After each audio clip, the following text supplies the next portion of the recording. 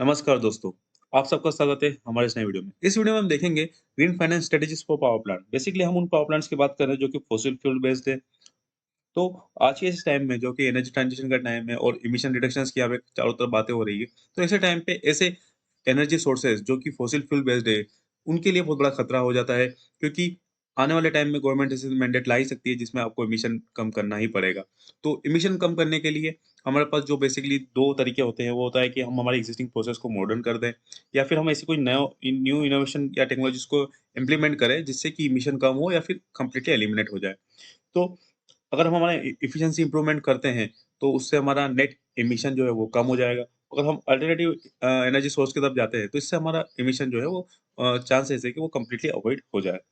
तो हमको किसी को भी अगर इनमें से एक्टिविटी को इम्प्लीमेंट करना है, तो उसके लिए हमको फाइनेंसिंग की ज़रूरत पड़ती है। अब हमारे पास फाइनेंसिंग के तो बहुत सारे तरीके होते हैं, बट हम यहाँ पे सिर्फ़ की 2 पैरामीटर्स की बात करेंगे, जिससे कि ये जो कंपनीज़ या फिर जो इंडस्ट्रीज़ है, ये ईज़िली अपने फाइनेंसिंग को स्कोर कर सके और उसको अच्छे से कम रेट में ले सके। तो इसके लिए सबसे पहले इनको ध्यान देना पड़ेगा अपने उनकी ईएसजी रेटिंग के ऊपर। जो भी इस तरह की कंपनीज़ है, जो लिस्टेड कंपनीज़ है खासकर, उनको अपनी ईएसजी रेटिंग को अच्छे से मेंटेन करना चाहिए और साथ ही साथ 2 या 3 ऐसे जो ईएसजी रेटिंग प्रोवाइडर है, उनसे उनको वेरीफाई करवाना चाहिए, जिससे कि वो उसकी ऑथेंटिसिटी बनी रहे और उसके ऊपर जो इन्वेस्टमेंट करने वाले हैं, जैसे कि जो एफआईआईज़ है, डीआईआईज़ है या फिर इंस्टीट्यूशनल इन्वेस्टर्स हैं, उनका और उसके ऊपर भरोसा हो सके।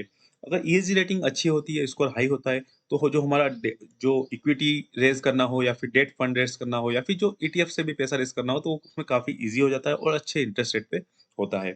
दूसरा जो ऑप्शन वो रहता है कि ऐसी कंपनीज़ एक स्पेशल पर्पस व्हीकल्स एक तरीके की कंपनीज़ होती है, उनको बना सकती है, इनकी सब्सिडियरी की तरह काम करती है, जिसमें जो डेडिकेटेडली ग्रीन पोर्टफोलियो से रिलेटेड काम करती है।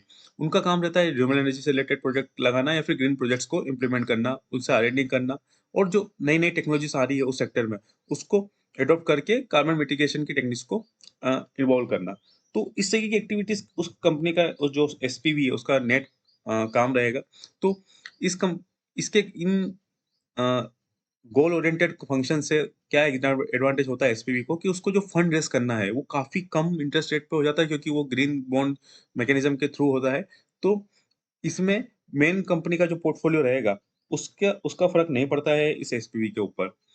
और ये जो एसपीवी है, ये जो भी आर-एन-डी अगर करती है, उसमें अगर उसको कुछ पेटेंट मिलता है या फिर जो भी एडवांटेज मिलता है, वो उसको एक ट्रांसफर प्राइसिंग मैकेनिज़्म के थ्रू अपने पेरेंट कंपनी को दे सकती है। अब ट्रांसफर प्राइसिंग मैकेनिज़्म क्या होता है कि बेसिकली ये ऐसी एमएनसीज़ के लिए काम करता है, जिसमें अगर कोई कंपनी है, उसकी दूसरी एफ़िलिएटेड एंटिटी या फिर कोई डिवीज़न रहेगा, उनके बीच में अगर किसी तरीके की गुड्स सर्विस अगर ट्रांसफर करना है, तो उसकी जो ऑप्टिमम कॉस्ट रहेगी, जो उसको उस कांसेप्ट को ट्रांसफर प्राइस मैकेनिज़्म बोलते हैं। वो एक-दूसरे को अपनी गुड्स या सर्विसेज़ बेच सकते हैं एक-दूसरे को, जिससे कि वो एक-दूसरे के बैलेंस शीट में अलग-अलग शो करता है, जिससे कि इन दोनों की अलग-अलग टैक्स लायबिलिटी बनती है, जो कि लॉन्ग रन में टैक्स मैनेजमेंट में काफ़ी हेल्प करती है।